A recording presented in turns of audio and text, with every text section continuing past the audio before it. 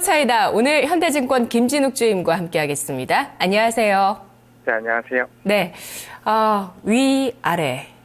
아래, 위. 네. 지수는 아래더라도 종목이 위로 가는 종목들은 참 많은 것 같아요. 주임님. 네, 그렇습니다. 예, 오늘도 참 종목을 잘 골라봐야 될 것 같아요. 오늘 좀 이야기 들려주시죠. 어떤 게 있을까요?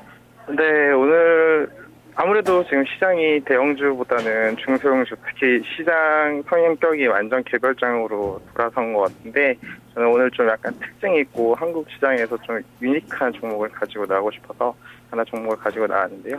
아스트라는 회사입니다. 네. 처음 들어보신 회사일 것 같은데요.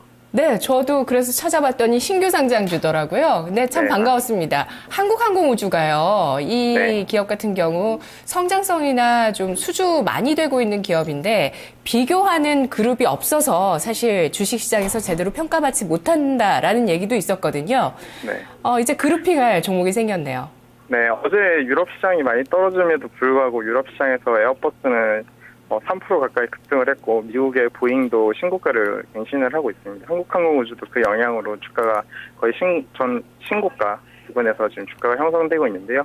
아스트는 신규 상장한 종목입니다. 저번에 상장한 지 얼마 되지 않았는데요. 일단 아스트를 처음 추천드리는 발단부터 좀 말씀을 드리겠습니다. 아시아 신흥국이 경쟁 성장을 하면서 21세기는 헤게모니가 유럽이나 서방 세계에서 아시아로 넘어온다는 건 누구나 다 알고 계실 텐데요.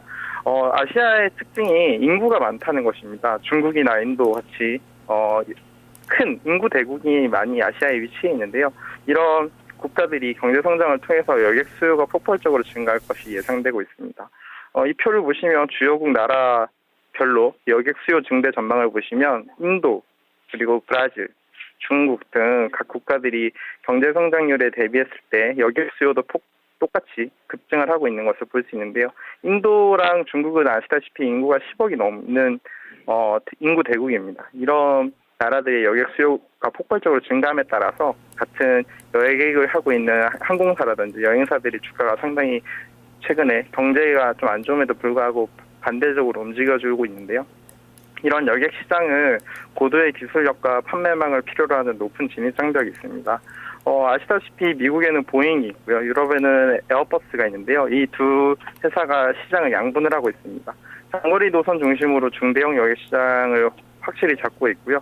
아무래도 진입 장벽이 높다 보니까 브라질의 엠브라이트라든지 캐나다의 분다비아 같은 회사가 있긴 하지만 근거리 노선 중심의 소격 여행기를 생산을 하고 있습니다. 네. 네. 네네. 여객기 부품을 만드는 업체네요. 네, 맞습니다. 예. 인도 같은 경우는 세계 2위 인구, 또 중국은 1위 인구, 이들 나라가 성장을 하고, 이들 나라의 중산층이 늘어나면서 이제 해외여행을 하기 시작한다라는 스토리, 네. 아주 메가 트렌드인데요. 네. 그런데 과연 진짜 이 수요가 이 아스트라는 기업의 항공기 부품이라는 분야의 수요가 앞으로 얼마나 늘어날 수 있을까라는 데에 대해서는 수치가 있으신가요? 네, 좀 더 구체적으로 말씀을 드리도록 하겠습니다. 향후 20년간 전 세계에서 36,000대 가량의 신규 항공기가 필요하다고 보잉에서 얼마 전에 발표를 했는데요.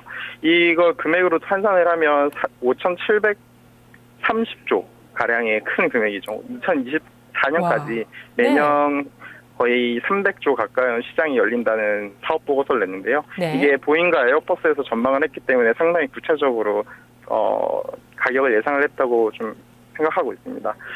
중국 자체적으로도 중국 상용기 시장의 예측 보고서가 나왔는데요. 2033년까지 중국에서만 지금 여객기가 5,500대가 필요하다고 얘기가 나왔고 보시면 아시겠지만 대부분 지금 에어버스나 보잉이 중국에 공장을 증설을 하고 있는데 이런 이유가 중국의 폭발적인 여객 수요를 예상을 해서 공장을 지었다고 볼 수가 있습니다. 중국에도 한국항공 같은 회사가 있는데요. 중국 상용 항공기 유한 회사라고 코맥이라고 부르고 있습니다. 이 회사는 2010년에 에어쇼에서 지금 개발도 되지 않았던 중형 여객기 C919를 사전 구매 계약을 했는데요. 이렇게 지금 중국 항공사들이 성장을 함에 따라서 여객 수요가 늘어나고 중국 내 여객기를 만드는 회사들도 상당히 큰 폭으로 성장을 하고 있습니다. 향후 20년간 세계 항공기 수요를 그래프를 보여드렸는데요. 보시면 북미 지역이나 유럽이 한 15,000대 정도 필요하다고 예상되고 있고, 이외로 중동, 동남아, 중국을 합치면 거의 10,000대가 넘습니다. 그러니까 아시아의 성장이 앞으로 여객 수요를, 항공기 수요를 이끌 거라고 보시면 될 것 같고요. 그러면 보잉이나 에어버스가 구조적으로 성장을 하는데 이에 항공 부품들이 수혜를 어떻게 볼 것이냐를 좀 더 구체적인 안들을 드리면, 아무래도 일손이 딸리다 보면 아웃소싱을 하는 경우가 많이 생기게 됩니다. 리스크 쉐어 파트너라고 방식으로 얘기를 할 수 있는데요. 고객으로 가지고 있는 보잉이나 에어버스를 같이 만드는 회사들의 일감을 나눠준다고 보시면 되고요. 아무래도 가격 경쟁력 확보가 중요해집니다. 그러니까 비행기를 만들려는 회사가 많아지다 보니까 점점 더 가격 경쟁은 좀 치열해질 전망인데요. 이런 가격 경쟁력을 확보하기 위해서는 직접 생산보다는 아웃소싱을 줘서 규모를 확대하는 것이 중요하고요. 네. 그리고 구조적으로 지금 부품을 만들고 있는 각 회사들의 해외 부품사들 품질 향상이 아웃소싱이 증가하는 큰 이유라고 보시면 될 것 같습니다. 밑에 표를 보시면 지금 2009년까지는 거의 대부분 비행기 부품을 유럽에서 조달을 했습니다. 유럽이 72%, 그리고 아메리카 26%를 보실 수 있는데, 아시아 지역은 거의 2% 수준이죠. 근데 2020년에 지금 에어버스에서는 40% 가까이를 아시아와 아메리카에서 조달을 하겠다고 사업 보고서를 제시를 했습니다. 네. 참 수요 측면에서 보기 드문 성장성이 있는 수치가 나온 것 같습니다. 국내 산업에 있어서요. 진짜 뭐 새로운 시장을 만들어가는 소프트웨어나 뭐 플랫폼이나 이런 쪽 말고 다른 네. 쪽에서는 진짜 보기 드문 그 앞으로의 수요인 것 같습니다. 아까 보잉에서 제시해 주셨던 그 수치 36,770대 앞으로 20년간 새로 네. 필요하다. 이게 현재 있는 여객기의 2배 규모라면서요. 네, 예, 지금 현재 그렇죠. 생산되고 있는 양의 2배 정도가 더 필요할 것이라고 예상되고 있습니다. 네네. 그래서 한 500조 원 넘는 시장이 열린다는 얘기를 해주셨는데요. 그런데 지금 아스트라는 기업 자체가 사실 상장한 지 진짜 얼마 되지 않은 따끈따끈한 종목입니다. 그래서 수급 부담 같은 것들 상장된 지 1년 정도까지는 좀 이런 부분들 좀 계속 좀 유의를 해야 되는 부분이 있는데 어느 정도 좀 수급 부담이 있는지 좀 알아봐야 될 것 같고요. 그리고 신규 수주가 한국항공우주 같은 경우도 아주 큰데 그 규모에 비해서는 시총은 상당히 좀 부족한 측면이 있더라고요. 뭔가 걸림돌이 있긴 있다는 얘기일 것 같거든요. 네. 네. 지금 시가총액이 1,000억 수준인데요. 제가 보기에는 본격 수익 기간이 2016년이나 돼야 순이익이 흑자로 돌아서는 구조를 가지고 있습니다. 2011년, 12년에 섹션 48을 생산하기 위해서 먼저 선 투자가 일어났고요. 그거에 대한 감가상각이라든지 수율 향상을 위해서 노력을 하는 지금 상황인데, 그것이 올해부터는 영업이익이 흑자로 돌아서는 원년이 2015년이 될 것 같고 2017년이 되면 본격적으로 이익이 나기 시작하는 시기인데요. 비행기 부품 또한 생산하는 데 시간이 오래 걸립니다. 제작이나 설비 기술 그리고 수부율이 매우 중요한데요. 이런 경기 둔화에 따라서 수출 물량이 취소가 될 가능성도 조금은 있고요. 아무래도 본격적인 수익 구간이 많이 남았다 보니까 지금 주가 시가총액이 좀 낮다고 재무구조를 보면 좀 약간 부담스러울 수가 있는데요. 이런 수주 잔고를 가지고 시가총액을 평가하는 것이 좀 더 맞다고 생각을 합니다. 한국항공우주 같은 경우에는 12조 수주 잔고를 가지고 있는데 시가총액이 4조거든요.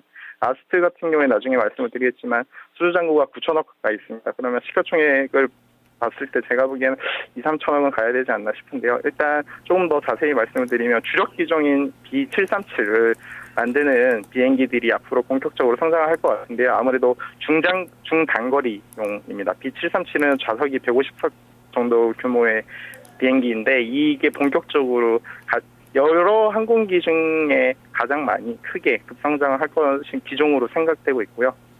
이런 민간 항공기 완제품 기업체들의 아웃소싱 트렌드에 따라서 신규 수주도 크게 확대될 것 같습니다.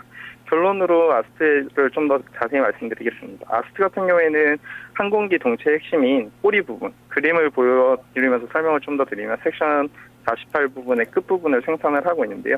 이 부분은 비행기 중에 가장 중요한 부분이라고 보시면 될 것 같고요. 이 기술을 가지고 있으면서 보잉과 에어버스의 품질 승인, 공정 승인 같은 제품 생산에 필요한 인증을 보유하고 있는 기업입니다. 2014년 11월 기준으로 9천억이 넘는 수주 잔고를 가지고 있는데요. 이 수익성 확대는 2016년 그리고 2017년에는 순이익이 크게 증가하면서 밸류에이션이 확 떨어질 것으로 판단하고 있습니다. 앞으로는 민수의 신규 고객사 확보와 분수 그리고 MRO 사업 영역 확장을 하면서 기업이 커갈 것으로 판단되고 있고요. 수주 잔고로 밸류에이션을 하면 저는 목표가가 더 높게 나오는데요. 가격 전략까지 함께 말씀을 드리면 목표가는 2만 원, 시가총액 한 2,300억 정도 수주까지 제시를 해드리겠고요. 매수가는 현재가 그리고 손절가는 5,000원으로 지시해드리도록 하겠습니다. 네. 자, 아스트 현재 지난해 말 기준 수주 잔고가 9천억 원대 수준, 현재 시가총액은 1,036억 원, 따라서 시가총액 2, 3천억 원은 충분히 가야 된다라는 논리를 펴셨고요. 2,300억 원을 기준으로 했을 때 2만 원의 목표 주가 말씀해 주셨네요. 수급 부담으로 만약에 주가가 좀 더 내려갔다. 현재 지금 제시해 주셨던 가격은 7,500원인데 현재 주가 또 8,280원이네요. 그러면 7,500원까지 기다렸다가 매수를 하고 만약에 더 내려갔다. 5,000원 사이로 한 뭐 6,000원대로 내려갔다면 무조건 사서 좀 긴 관점에서 보유하자라는 관점이신 거죠? 네, 기간 투자자 보유수 물량이 한 10% 정도, 130만 주 정도가 1개월 확약이 걸려 있는데요. 이 1개월이 나오는 시점이 1월 20일 중반대 정도 될 것으로 예상하고 있습니다. 그러나 지금 보유수를 걱정하실 필요가 없는 게 지금 가격이 공모가보다 아래에 있습니다. 사실 공모가보다 아래에 있기 때문에 보유수가 풀린다고 하더라도 그 물량이 매도로 나올까에 대한 생각이 있기 때문에 지금 가격에 매수를 하셔도 충분히 저가에 매수를 하신다고 생각하시면 좋을 것 같습니다. 알겠습니다. 확신을 가진 베팅이 가능한 기업으로 판단을 하시는 것 같네요. 잘 들었습니다. 네, 감사합니다. 네, 고맙습니다. 자, 오늘 신규 상장 아스트 항공기 부품을 만드는 업체 알아봤습니다. 숨어있는 테마는 항공기 부품과 중국, 인도 여객의 폭발적인 수요 증가였습니다.